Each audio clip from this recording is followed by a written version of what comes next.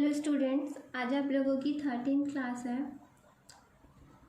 और last class में मैंने आप लोगों को मेमोरी पढ़ाई थी। उसमें मैंने आपको मेमोरी का पूरा एक ग्राफ बना के दिखाया था कि कौन कौन सी हमारी मेमोरी है, मेमोरी क्या है, उसके टाइप्स और कौन सी मेमोरी के अंदर कौन सी मेमोरी आती है, उसके सब पार्ट्स। ठीक है, तो उन्हीं सब पार्ट्स में से कुछ पार्ट्स जो है वो मैं आप लोगों को आज एक्सप्लेन करके बताऊंगी कि जो मेन इम्पॉर्टेंट मेमोरी है जो कि ज़्यादातर एग्ज़ाम में भी आती है। तो सबसे पहले आप लोगों की जो मेमोरी है वो है स्टैटिक रैम और डायनेमिक रैम।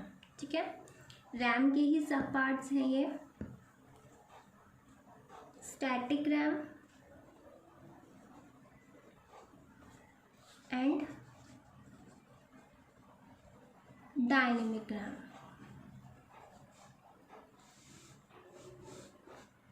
रैम आप सभी को पता है, static RAM means S RAM. Static word लिखा हुआ आपको कहीं नहीं मिलेगा, आपको एस रैम लिखा हुआ मिलेगा या फिर आपको मिलेगा डी रैम। ठीक है, तो इसकी फुल फॉर्म भी पूछी जा सकती है, तो वो भी आपको पता होनी चाहिए। प्लस इनका जो यूज़ है वो भी आप लोगों को पता होना चाहिए। तो रैम आप लोगों को पता है क्या होती है कि रैम जो है वो एक वॉलेटाइल मेमोरी है। मीन्स कि अगर पावर ऑफ हो जाती है तो जो डेटा है वो आपका इरेज हो जाएगा। जो भी हम वर्क करते हैं, जो हम टाइप कर रहे हैं या कोई भी डेटा लिख रहे हैं उस टाइम पे, तो जो सारा डेटा होता है वो सबसे पहले हमारे रैम में ही स्टोर होता है। डायरेक्टली जाके वो सेकेंडरी मेमोरी में स्टोर नहीं होता है, सबसे पहले वो प्राइमरी मेमोरी में स्टोर होता है। और प्राइमरी मेमोरी क्या होती है? आपकी रैम। लेकिन रैम भी जो होती है वो 2 टाइप्स की होती है, स्टैटिक और डायनेमिक। अब स्टैटिक रैम में क्या होता है? एस रैम स्टोर्स डेटा और प्रोग्राम, कोई भी जो प्रोग्राम है, programs as long as power supply is on। Okay, means कि जो एस रैम होती है उसमें क्या होता है, जो डेटा हमारा स्टोर होता है, ठीक है, वो तब तक स्टोर रहता है जब तक कि पावर ऑन है। ठीक है, ये चीज़ रैम में होती है। हम लोग नॉर्मली यही पढ़ते हैं कि RAM is a volatile memory और जब तक उसमें पावर ऑन है तब तक डेटा हमारा उसमें स्टोर रहता है। बट डायनेमिक रैम में क्या होता है? डी रैम losses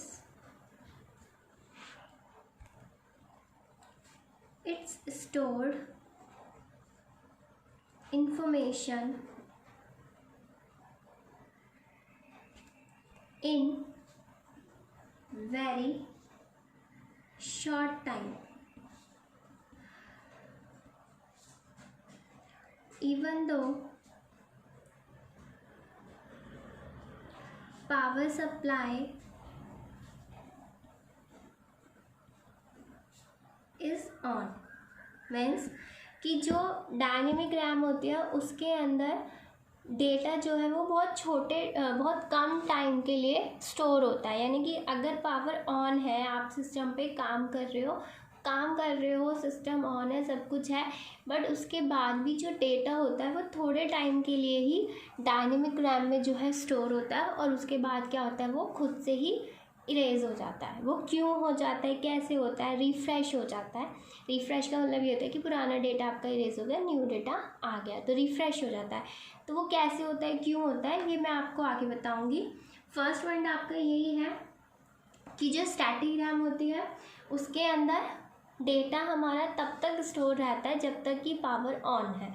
और डायनेमिक रैम में जो डेटा होता है वो बहुत शॉर्ट टाइम के लिए, कम टाइम के लिए स्टोर होता है, भले ही पावर आपकी ऑन हो, उसके बाद भी क्या होता है, वो इरेज हो जाता है।